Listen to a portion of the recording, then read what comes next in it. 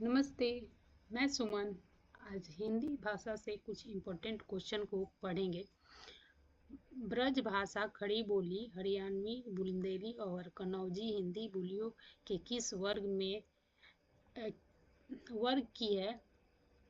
यह पश्चिमी हिंदी की।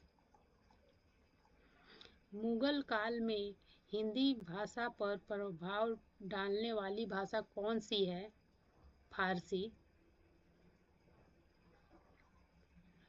इन लिपियों में से कौन सी लिपि पहले व्याख्यात लिपि की भांति दाईं से बाईं लिखी जाती है?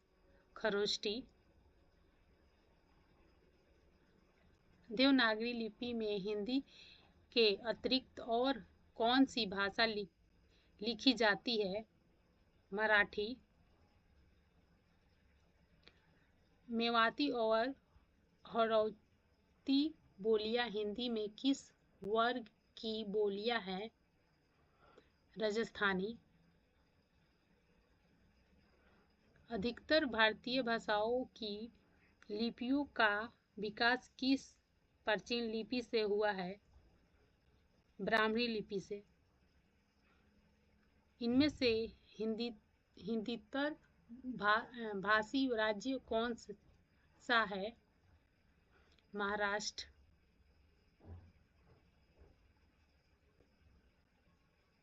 निम्नलिखित काव्य पंक्तियां किस कवि की है? जैमे रस। ये ऊपर का क्वेश्चन कुछ गलत लगा। इनमें से भारतीय राज्यों में से कौन सा है? उत्तर प्रदेश, मध्य प्रदेश, बिहार। महाराष्ट्र नहीं है। ये क्वेश्चन का आंसर थोड़ा सा मिस्टेक है। निम्नलिखित में काव्य पंक्तियां किस कवि की है? जामे रस कुछ होत है, पढ़त ताही सब कोय, बात अनूठी चाहिए भाषा कोई होए। किसकी पंक्तियां है? भरतेंद्र हरिश्चंद्र की। पूर्वी हिंदी की बोलियां अपभ्रंश के किस रूप से विकसित हुई है? अर्धमागधी। पाणिनि ने किस ग्रंथ के द्वारा संस्कृत भाषा को एक रूपता देने का प्रयास किया? अष्टाध्यायी। पुरानी हिंदी को किस भाषा का समर्थन माना गया? अपभ्रंश को। पश्चिमी हिंदी का उद्भव किस अपभ्रंश से हुआ है? सौरसेनी। खड़ी बोली हिंदी साहित्य धरातल पर किस शताब्दी में विकसित हुई? 19वीं। आचार्य महावीर प्रसाद द्विवेदी ने किस पत्रिका के माध्यम से खड़ी बोली हिंदी को परिष्कृत और परिमार्जित करने के महत्वपूर्ण भूमिका निभाई? सरस्वती पत्रिका। 1903 में किए थे।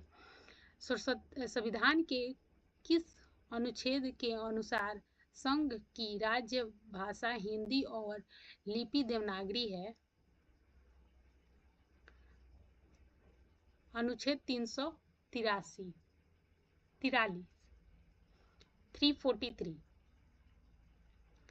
बुंदेली और कन्नौजी हिंदी की किस उपभाषा वर्ग की बोलियां है?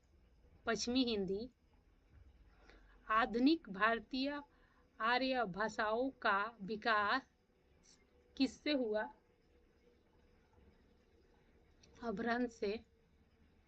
पाली प्राकृत भाषाएं किससे विकसित हुई? वैदिक संस्कृत से। Thank you for watching. Like subscribe जरूर करें।